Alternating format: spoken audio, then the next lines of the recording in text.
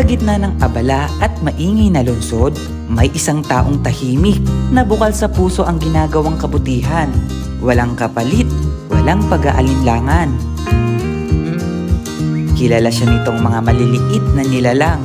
Sa kawag ng kanilang buntot, atid ay pag-asang, ang tiyan ay malalamnan. Ang dating mga matang puno ng takot at hirap, napapawi ng saglit na kasagutan.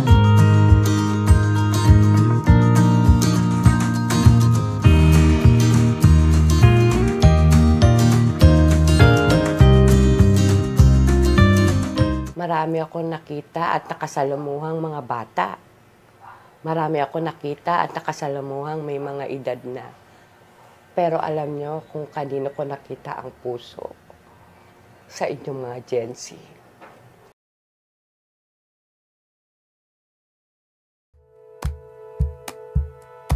Sa kabila ng tirik na araw at buhos ng ulan, patuloy ang kanyang munting sasakyan sa pag-iikot upang hanapin at damayan ang mga walang boses na humihiling lamang ng konting pagmamahal mula sa mga tao.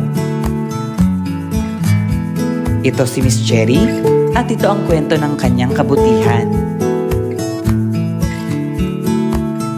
Magandang araw po sa inyo lahat. Ako po si Cherry Lynn Arcio, ang stray feeder by heart ninyo ng Novaliches. Ito ho yung mga pagkain ng strays. Hindi ho siya panis, hindi rin ho tira, hindi din po dry food. Ito ho yung pagkain na may pag-ibig. Ito yung mga pagkain na pinaghirapan natin para mabili sa kanila. At ito din po yung pagkain na dapat para sa kanila. Nauubos kasi natin every day, half day, 2 box ng Ayosi for dog at 2 box ng Ayosi for cat. Yan yung everyday natin. Pero ang tubig natin is umuubos tayo ng 82 liters per day. Meron tayong paper plate, may paper cups, na doon tayo naglalagay ng mga pagkain. So, ang nilalagyan ho natin is ganito. Pag naglagay ho tayo dyan, hindi ho pwedeng konti lang. Kailangan ho generous. Ganyan ho tayo magbigay. Kalahating lata para sa pusa, 2 lata para sa aso. Ganyan ho tayo magbigay. Bakit generous yung pagbibigay nating pagkain? Siyempre, generous din ng Diyos ko eh. Generous din sila sa aso, pusa. At saka, alam nyo ba, karamihan ng stray gatekeepers ng mga strays, alam nyo ba ang mga Gen Z? Ma'am Cherry, kailan at paano po kayo nagsimula sa pagpapakain po sa aso at pusa? Nag-start ako as a feeder January 15 last year. Ang senaryo nun is merong namatay na aso dun sa tapat ng bahay namin. Unfortunately, walang kumuha nun. And then, ako na rin ho mismo ang naglibing. Nag-notify ako sa group kung kanino alaga yon, pero wala talagang nag-claim. So, that time, pinost ko talaga siya sa social media, using social media. Ang ano doon is, after an hour, nag-notify talaga si Meta sa akin na why don't you open your professional dashboard and I will compensate you all throughout. So, yung message niyang yun, yung notification niya, nag-isip na ako na paano ko siya gagawin. So, bago ko siya ginawa, nanalangin talaga ako, no? Kung ano yung the best na gawin. Kasi, siyempre, aso, pusa yan eh. And then, all of a sudden, nakakita ako ng pusa na gusto ko siyang pakainin pero wala akong maibibigay. Tumakbo muna ako sa pet shop, tapos bumili ako ng dry food, pinakain ko. Pero yung binili kong yon, yung video kong yon na na-upload, nabash ako. Dahil wala siyang plate, wala akong tubig. That time, natuto ko, no? Nag-reflect siya sa akin na kung paano tayo kakain, kung paano yung preparation na gusto mo, dapat talaga ibigay din natin si strays. So from there, nag-plate na, nag-cups na, nag-mineral water na. Tapos, the problem is, 3 kilo lang yung kaya kong i-produce noon. 3 kilos for dogs and cats. So everyday, nagiging ko siya. Nagiging emotional ako doon dahil wala talaga ako financially para doon sa kanila.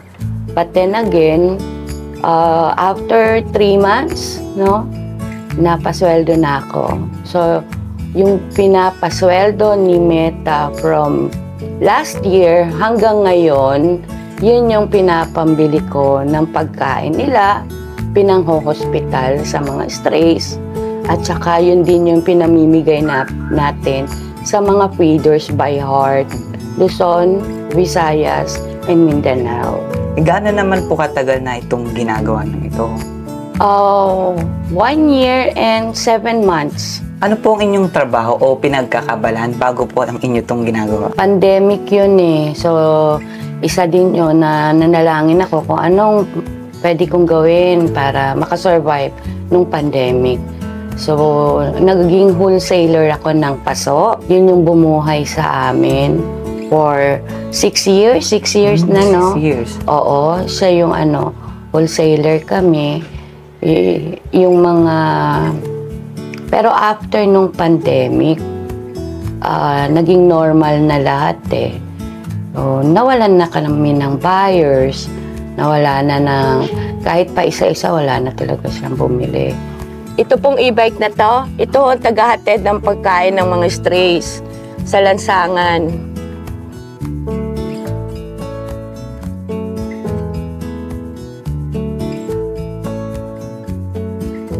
So, bago po ba kayo maging stray feeders, dati na po ba kayong mag-iliw sa mga hayop? Opo. Actually, nag-usap kami nung mga anak ko na bigla nilang sinabi na, di ba naghahanap ka ng content? Sabi niya sa akin, bakit hindi ka na lang mag-content? Sabi niya sa aso pusa. Per parents yung mga anak ko eh. Total, sabi niya, masyado ka namang maarte doon sa mga aso mo. Bakit po nasabi yun? Unang-una yung food nila, expensive talaga yung food nila. Talaga naglalaan po kayo ng budget para sa food? Yung wala akong makain, pero sila meron. Talagang festive talaga yung pagkain nila. So sabi ko, sige nga, i-try ko lang. So yun yung naging umpisa nun. Ano naman po ang sabi ng inyong pamilya nung nag-decide po kayong ituloy yung pagiging stray feeders? Yung mga anak ko, natuwa sila. Kasi nalilesen na yung worries nila para sa strays. Every time kasi na may strays kaming nakikita, very emotional ng mga anak ko. Pero ako, hindi pa ako ganun Parang sila po ang unang naging parang mas malapit sa mga strays. Sila talaga.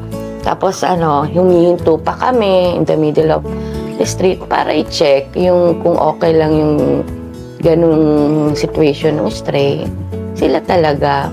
Ngayon, lastly, nung nag-usap kami ng mga anak ko, sabi nila sa akin, good job ka talaga, mama. Good job daw ako. So, natuwa po kayo doon? Oo. Ang mga anak ko, appreciative sila pag talagang good job ka.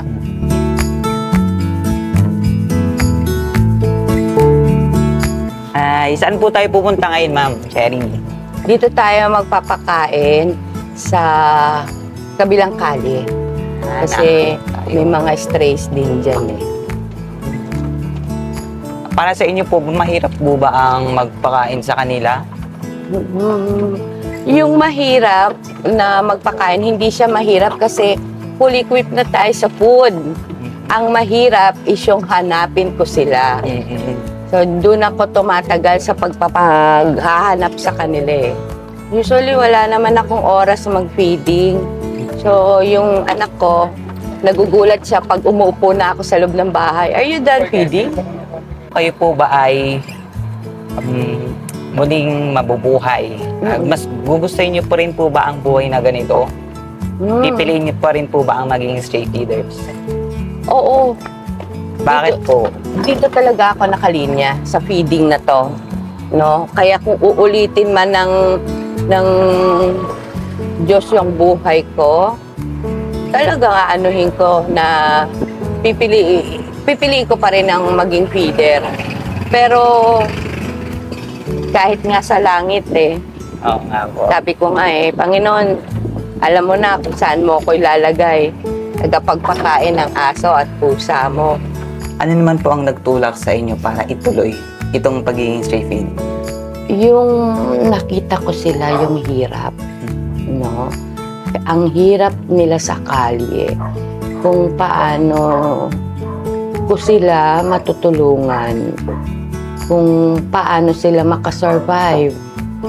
Ang panalangin ko kasi is, kung dito mo ako gagamitin sa feeding, okay lang. Pero Lord, tabang, sabi ko, kailangan na ho kasi ng tulong nila. No? Marami ng mga shelter na dumagsana talaga din ng shelter kasama ng strays. So, sana nga. Ano naman po ang inyong nararamdaman kapag pinapakain niyo yung mga stray dogs and cats? Try nyo na makapagpakain kasi yung connection, hindi lang para sa mga aso pusa, kung hindi yung spiritual connection na pag binigyan mo ang aso at pusa, bago sila kakain, yung tititigan kanila. Titingin mo na sila sa inyo. Oo, yung titig na may pause.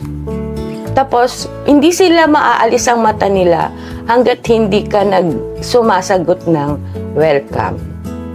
You're welcome. That's the time nakakain sila.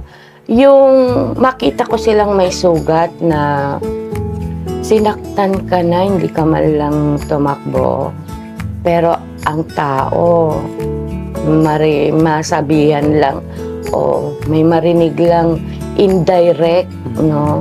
Gagalit na. So, yung kababaan ng loob ang natutunan ko sa mga strays. Yung unconditional love, natutunan ko sa kanila. Ang unconditional love, wala pala sa tao. Talagang naka-specific lang siya sa mga hayop. Kaya yun yung rason kung bakit sila lang din yung nakasakay sa Ark of Noah. Itatanong ko po kung ano po ang naitutulong ng pagiging malapit niya sa mga hayop. Alam mo, marami silang naitulong sa akin Sabi ko nga kayo pala yung kailangan ko sa buhay. Kasi mas lumawak yung pag-iisip ko, sabi ko, yung pagmamahal ko sa kanila, yung pag umulan, iniisip ko kaagad sila kasi wala silang choice. Hindi katulad ng tao. May choice parati. Sila wala. Ang natutunan ko doon is wag mong i-off guard yung kabutihan mo sa tao man yan o sa strays. Kasi yung reward nandoon sa dulo. Sa oras ng pananghalian, tirik ang sikat ng araw at hindi ko alam kung kailan bubuhos ang ulan. Sinamahan ko si Miss Cherry sa kanyang pag-iikot. Para sa kanya, ito rin ang tamang oras upang magpakain ng mga stray animals. Bit-bit ang kaun-kaung pagkain, nilibot namin ang bawat sulok ng kanto at iskinita.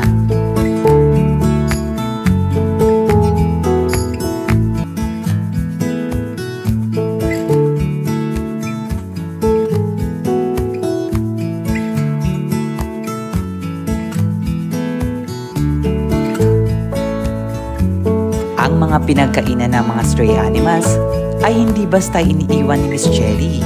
Matyaga niya itong hinihintay na maubos. Saka maingat na kinokolekta at nilalagay sa dala niyang basurahan upang hindi maging kalat sa paligid. Maging sa ganitong paraan, ipinapakita niya ang disiplina at malasakit. Hindi lamang sa mga hayop, kundi pati na sa kalikasan at kapaligiran.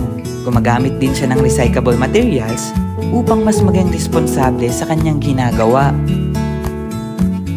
Ayun, nakita po natin tapos na yung doggy. So ano pong after natin gagawin? Liligpitin natin yan. Bakit Hindi po? natin pwedeng iwanan yan.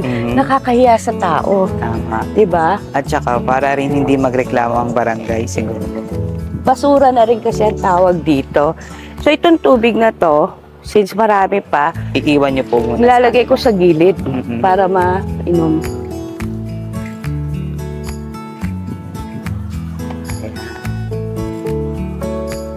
At itong basura ay At ilalagay itong natin basura, sa hinanda nating Kuya, maganda sako. So dala-dala niyo na po ito. oo, dalawa para- yan every day. Pag umalis ako, 2 sako yan. So hindi niyo po pala sila iniiwanan muna pag kumakain sila Hindi, binabantayan natin. hanggang Kasi sa matapos. iniiwasan natin yung, may mga aso kasi na pwede nilang salakayin yung mga pusa. So iniiwasan natin yung incident na gano'n. So paano po yan? Ang tagal nyo munang mag-stop sa isang lugar bago kayo pumunta. 5 minutes, hindi na masama yun. Na-spare sa kanila. Individually, 5 minutes. Saan nyo po kinukuha yung mga ginagastos nyo sa mga pagkain nila? Yung unang first 3 months ko, struggle ako. Yung mga anak ko, nagbibigay sila, no? Tuloy mo lang yan, ma, sabi ganyan. So, tuloy. Pagkatapos nun, after 4 months kasi, na-monetize ako ni Mete. Surprisingly, na-monetize niya ako na ipagpatuloy talaga yung pagkain. Yun yung ano sa akin eh. Yun na talaga yung signal ko na ituloy mo na yung pagpapakain.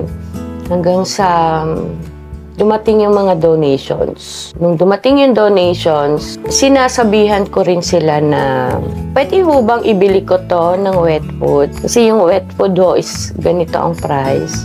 Or pwede ko ho bang ibili ito ng isang box na gatas para sa strays?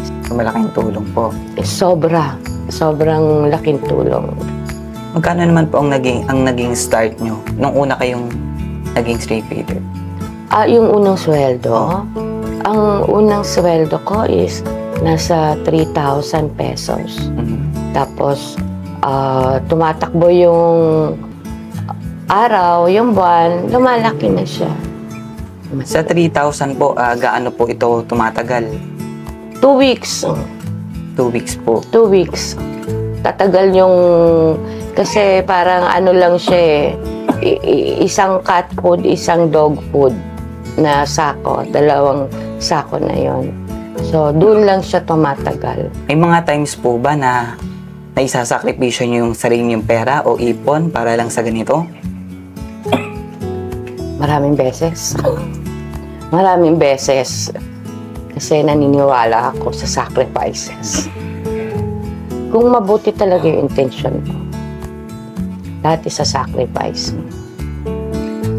Pati yung personal money mo, isa-sacrifice mo. Yun lang lakas mo eh. Talagang magsasacrifice ka doon, umulan, umaraw. Financially, oo. Yung mga naitabing pera, talagang naibigay sa stress. At very humble ako doon. Kasi kaya pala yung nakatago para sa kanila, hindi para sa akin. So may reasons po talaga. Paano po yun ngayon, tag-ulan? Paano po kayo pag nagpapakain ng hayop? Di mabasa. Mas gusto ko nagpapakain ng tag-ulan. Umulan. Kasi mas marami tayong mapapakain. Mas madali silang hanapin. At saka sobrang gutom talaga nila. Kaya kailangan talaga nating na magpakain. Paano po kayo noon? Ano pong suot nyo? Hindi nakakapote po kayo? Ito na talaga yung damit ko. Kahit po kayo mabasa, okay lang sa inyo? Okay lang. Nagsusombrero na lang ako nun. Paano po yun? Hindi po ba kayo nagkakasakit? Sa awa ng Diyos, sa grasya ng Diyos, hindi. Hindi lumalapit sa atin. Paano niyo po sila tinatawag? Ming. Ming lang. Pag aso, kid. Ayun, mayapit. Ang pagpapakain niyo po ba hindi nakasentro sa mga strays kahit may mga collar sila?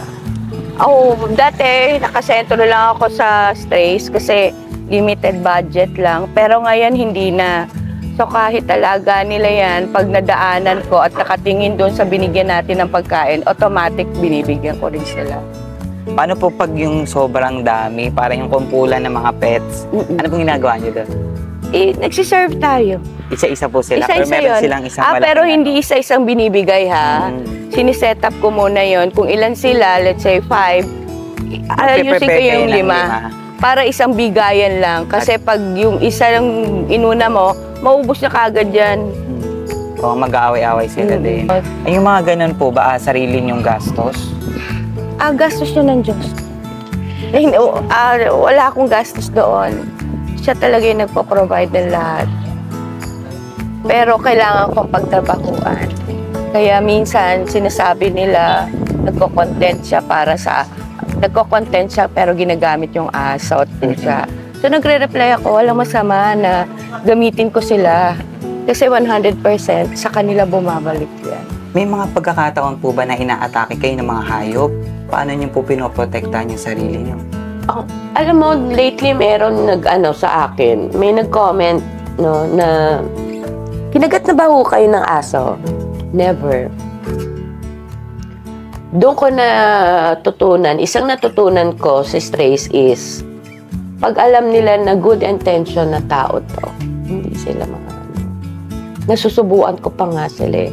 Kahit sabi mong first time ko silang nakikita, sinusubuan ko muna sila, no? Kasama yung lata, tapos yung kutsara. Pag ngumangar yan, that's the time na binubuhos ko yung buong lata doon sa plate nila. Kasi yun na yung signal ko na nakuha ko siya. Okay sila sa'yo? Oo. So every time na pupunta ako, may special spot kaming dalawa parate. Doon ko lang ilalagay yun. Ngayon, nung malalaman mo na close na kayo Kasi pagdating mo, sasalubong na. May pagkakataon po ba na kapag binibisita niyo ulit yung mga dati niyong napapakain, is nalalaman yung wala na pala sila or patay na? Oo. Ano pong nararamdaman yun?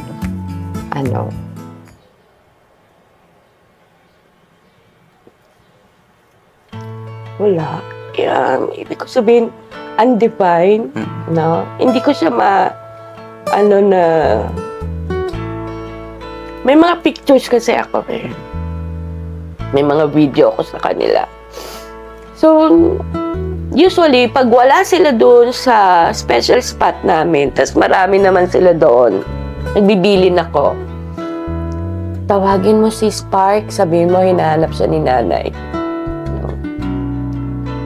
The following day, lalabas si Spark. Pag may nawala, sabihin mo kay Shine, umuwi na siya. Nahanap siya ni nanay. Dumating yung the following day, wala si Shine. Alam ko na. Gaano po kasakit? Sobra. Sobra. Kasi yung karamihan doon sa mga nawala na lang bigla sa kalye o nasagasaan sa kalye, is napagamot na ng Panginoon yun sa vet.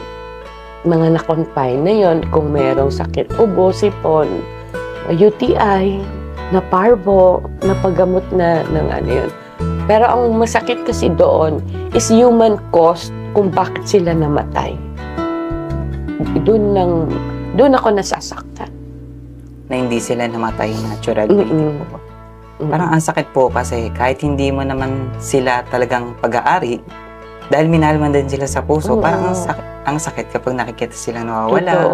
Totoo. Mayroon po bang mga hindi naman natutuwa sa ginagawa niyong ito? Marami po. Maraming hindi natutuwa, pero mas marami ang natutuwa. Ito lang kasi yung paraan ko. No? Mabalik tayo doon sa first book ng Bible, sa Genesis. Meron po ba nang nagtanong kung bakit hayop lang ang isinakay ng Panginoon doon sa arko ni Noah? Kasi nag-reflect talaga siya sa akin. Ito po kasing ginagawa natin ay para makapagbahagi ng katotohanan na ang tao ay maging mabuti talaga sa lahat ng bagay, lalo na sa stress. Yung magsiserve ka ng pagkain, kukunin nila yung pagkain. Tapos magagalit kung ano-ano sasabihin. Kung ano yung tingin nila sa stress, ganun din nila ako tratuhin. No? May mga salita na masakit talaga na hindi mo kakainin sa kalye. And next up is Mimi. Mir. Hello. Okay.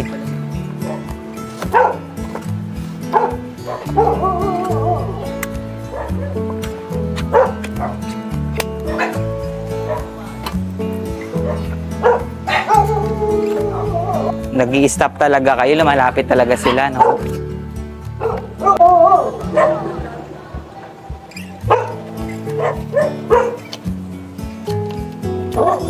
Ayan, may isa pa. Mag-aaway. Mag-aaway.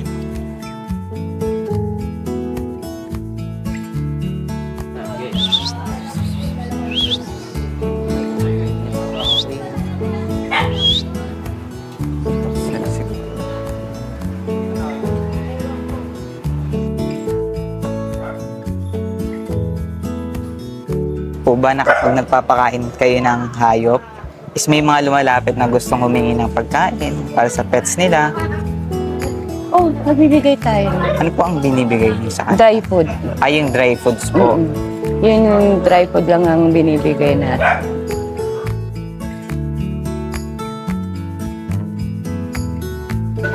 Dan, baby. Dan tayo.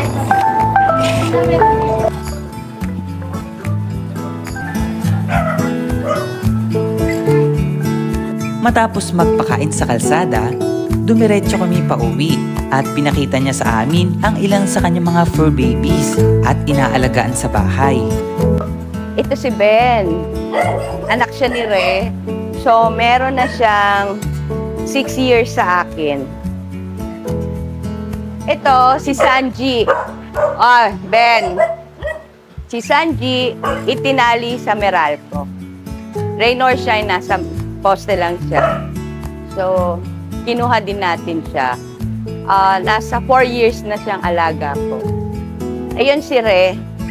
Si Re yung una kong aso na senior na ngayon. Siya na yung matanda na rin to kasi 12 years na siya eh. 12 years na siya eh. Ito pina-adapt din sa akin to. Sa kabila ng samot-saring pagsubok, mula sa kakulangan sa pondo, pagod sa araw-araw at pag-aalaga, at mga kritisismong minsang kanyang naririnig, kailanman ay hindi nawawala ng loob si Miss Cherry na ipagpatuloy ang kanyang advokasya. Para sa kanya, ang bawat buhay na naliligtas at nabibigyan ng pagkakataong muling magmahal at mahalin ay sapat ng dahilan upang magpatuloy. Sa maliit na bagay na magpapakain sa mga stress, mapangiti ko lang ang Diyos, sapat yun. Araw-araw nagigising ako. Kailangan araw-araw mapangiti talaga ang Panginoon. Ano po ang na-realize nyo habang nagpapakain kayo ng mga hayop? Na-realize ko, maganda pala ang buhay. Apakasarap pala ng buhay ng tao. No? Pero sabi ko nga sa isang content ko if you have anxiety, adapt stress. Kasi sila talaga yung makakapagpatawa sa'yo. Sila yung pwedeng mag-manifest kung gaano kaganda ang mundo. Meron po ba kayong mga gustong i-achieve sa charity na inyong ginagawa? Oo. Yung iba ay, ang sabi sa akin, dapat magka-shelter ka na.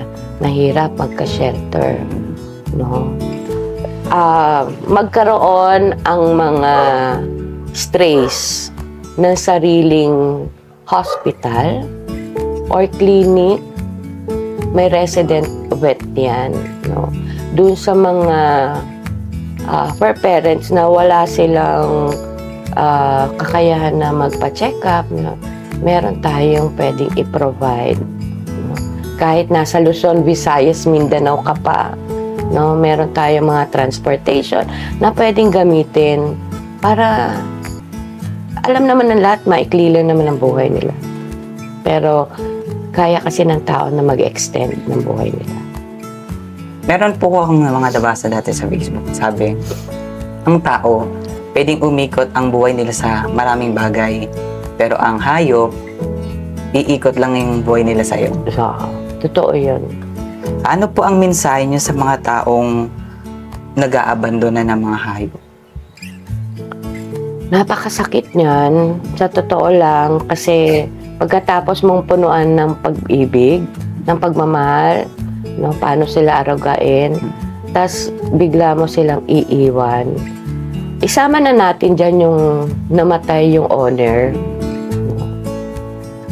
Ang dami kong nakita niyan, ang dami kong na-witness niyan, na kung i-aabandonan nyo lang, huwag na kayong mag-alaga.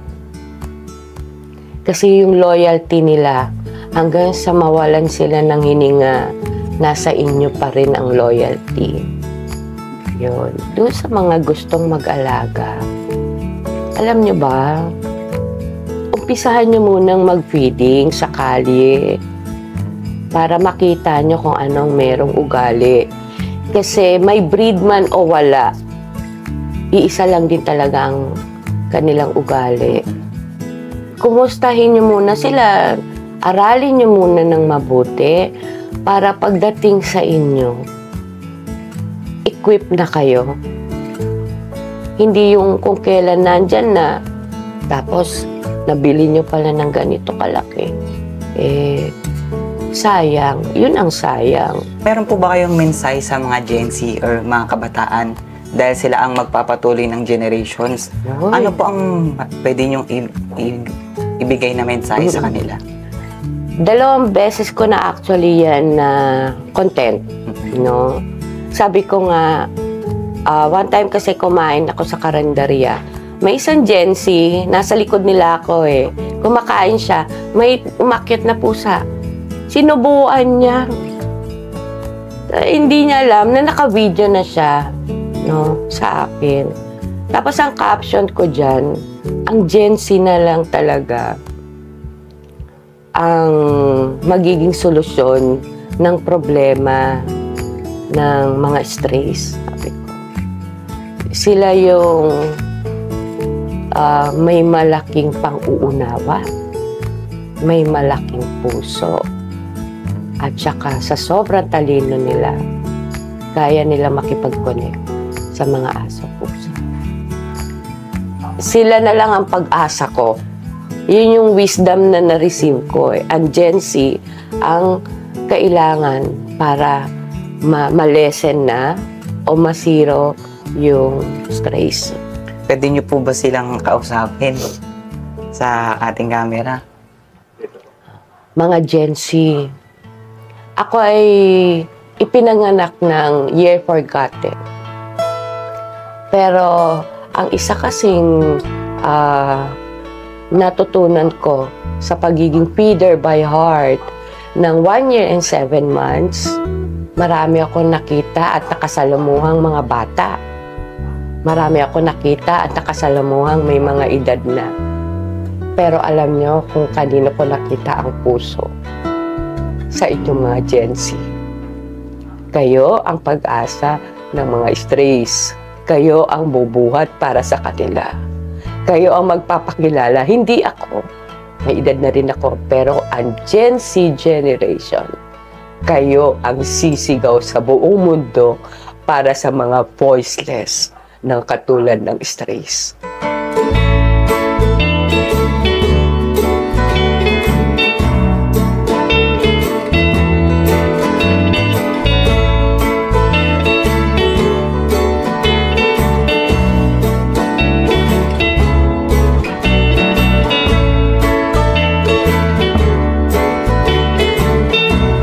po si Cherilyn Arcio ng Stray Feeder by Heart ng Novaliches. Humihingi po ako ng tulong sa inyo para masustain natin yung quality na pagkain para sa mga strays. Pwede nyo ho akong bisitahin sa aking profile at pwede nyo ho akong message doon para sa mga donations ninyo. Hindi ko hinahangad na malaki, pero sa bawat tulong ng bawat isang bagong henerasyon, kayo po ang kailangan ko.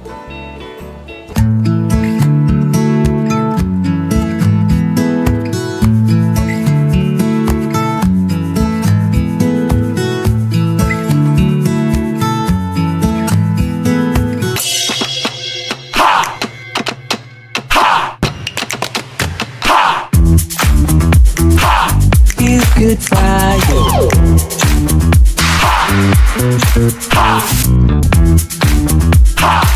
Feel Good Friday.